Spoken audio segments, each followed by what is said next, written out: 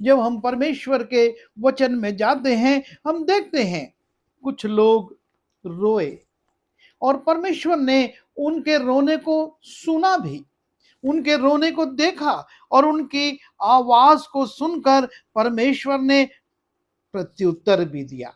जब हम उत्पत्ति उसके 21वें अध्याय में जाते हैं और वहां 15 से 16 पद को देखते हैं, हाजिरा के विषय में, वो अपने बेटे को लेकर निकली थी और उसके पास जो पानी का छागल था वो खत्म हो गया और बच्चा प्यासा था और उस निर्जन स्थान में कहीं पानी नहीं था। जब थैली का पानी चुक गया तब उसने लड़के को एक झाड़ी के नीचे छोड़ दिया और आप उससे तीर भर के टप्पे पर दूर जाकर उसके सामने ये सोचकर बैठ गई कि मुझको लड़के की मृत्यु देखनी ना पड़े। तब वो उसके सामने बैठी हुई चिल्ला चिल्ला के रोने लगी। ये मां है जो नहीं चाहती है कि वो अपने बेटे की मृत्यु को देखे, क्योंकि ये बड़ा हृदय विदारक दृश्य था कि जब उसका बेटा प्यास से तड़प तड़प कर उसके सामने मरे। यदि कोई दुर्घटना होती, एक झटके में बच्चा चला जाता तो अलग बात थी, लेकिन मां को यह देखना कि उसका बेटा पानी के लिए तड़प रहा है और तड़पते तड़पते मर रहा है, असहनीय पीड़ा थी। और इसलिए लिखा है कि वो चिल्ला चिल्ला कर रोने लगी और परमेश्वर हाजिरा के इस शोक को देखता है और परमेश्वर ने उस लड़के की सुनी और उसके दूत ने स्वर्ग से हाजिरा को पुकार के कहा, हे हाजिरा, तुझे क्या हुआ? मत डर, क्योंकि जहां तेरा लड़का है वहां से उसकी आवाज परमेश्वर को सुन पड़ी है। उठ, अपने लड़के को उठा और अपने हाथ से संभाल, क्योंकि मैं उसके द्वारा एक बड़ी जाति बनाऊंगा।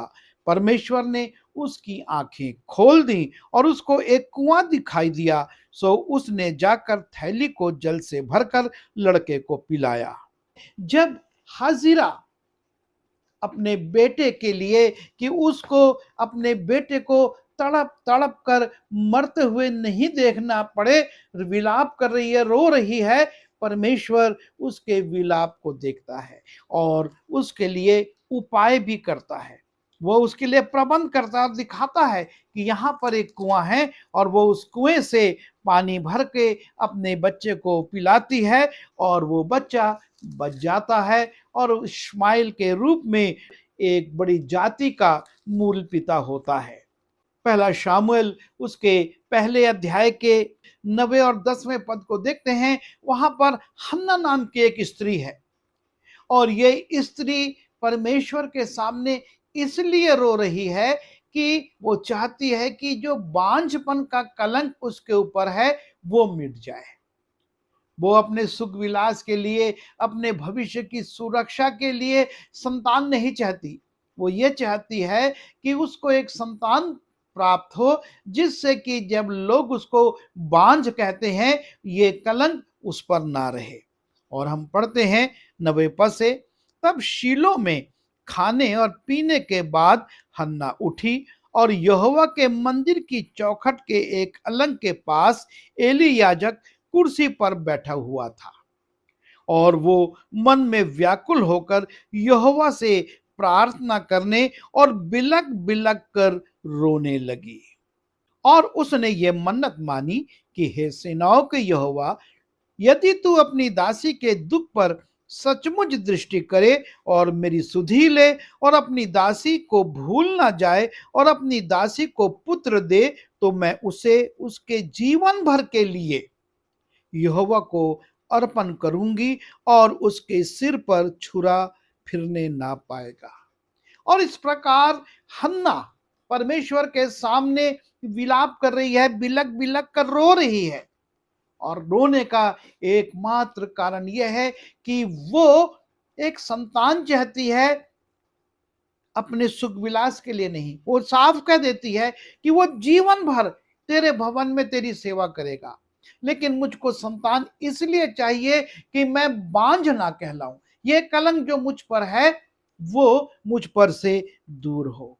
और परमेश्वर उसके आंसुओं को देखता है, उसके विलाप को देखता है। और लिखा है 27वें पद में, जब हन्ना के पास वो बालक जन्म ले चुकता है और वो उसको इस योग्य कर लेती है कि वो माँ से अलग रह सके, तो वो एली के पास मंदिर में ले आती है और कहती है, ये वही बालक है जिसके लिए मैंने प्रार्थना की थी और यहोवा ने मुझे मुंह मांगा वर दिया, इसलिए मैं भी उसे यहोवा को अर्पण कर देती हूं कि ये अपने जीवन भर यहोवा ही का बना रहे। तब उसने वहीं यहोवा को दंडवत किया।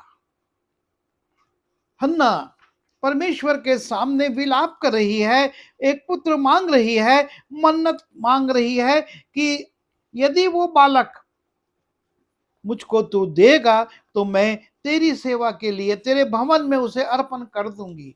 और जब परमेश्वर उसके लिए ये आश्चर्य कर्म करता है, वो अपने वायदे को भूलती नहीं, लेकिन वो उस वायदे के अनुसार परमेश्वर के भवन में उस बालक को लाती और अर्पण कर देती है।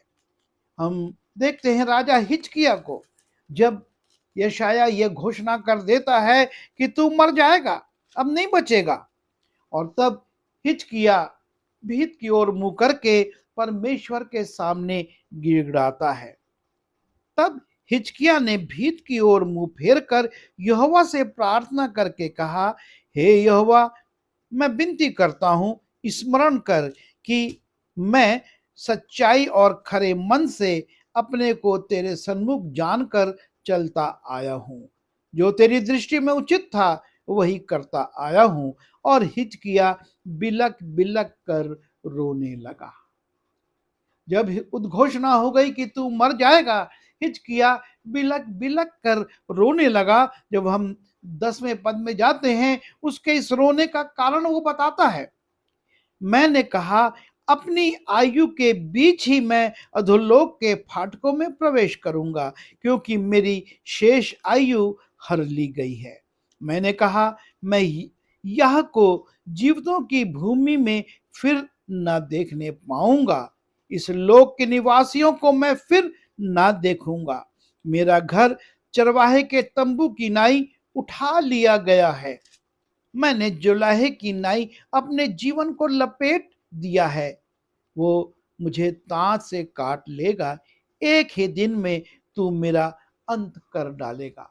और इस प्रकार से हिजकिय्याह परमेश्वर के सामने बिलक बिलक कर रोता है। तब परमेश्वर उसकी आयु को 15 वर्ष बढ़ा देता है। लिखा है, जाकर हिजकिय्याह से कह कि तेरे मूल पुरुष दाऊद का परमेश्वर यहोवा यों कहता है, मैंने तेरी प्रार्थना सुनी और तेरे आंसू देखे हैं। सुन, मैं तेरी आयु 15 वर्ष और बढ़ा दूंगा। हिजकिय्याह परमेश्वर के सामने बिलकता है और परमेश्वर उसकी आयु को 15 वर्ष बढ़ा देता है। जब हम लूका रचित सुसमाचार उसके 7वें अध्याय में जाते हैं और वहां पर एक स्त्री है, और ये स्त्री यीशु मसीह के पास आती है और अपने आंसुओं से उसके पैरों को धोती है और अपने बालों से उसे पोंछती है, उसके पैरों पर इत्र मलती है, उसके पैरों को चूमती है।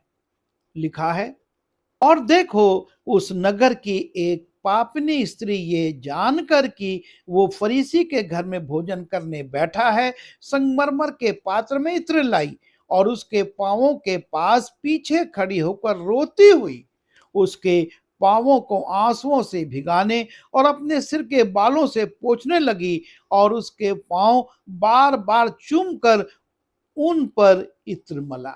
ये क्यों रो रही है? ये पापों से अलग होना चाहती है और संसार की कोई शक्ति उसको पाप से अलग नहीं कर पा रही थी, बल्कि पाप में ढकेल रही थी। और पाप का दंड बता रही थी कि तू इस प्रकार से दंडित होगी।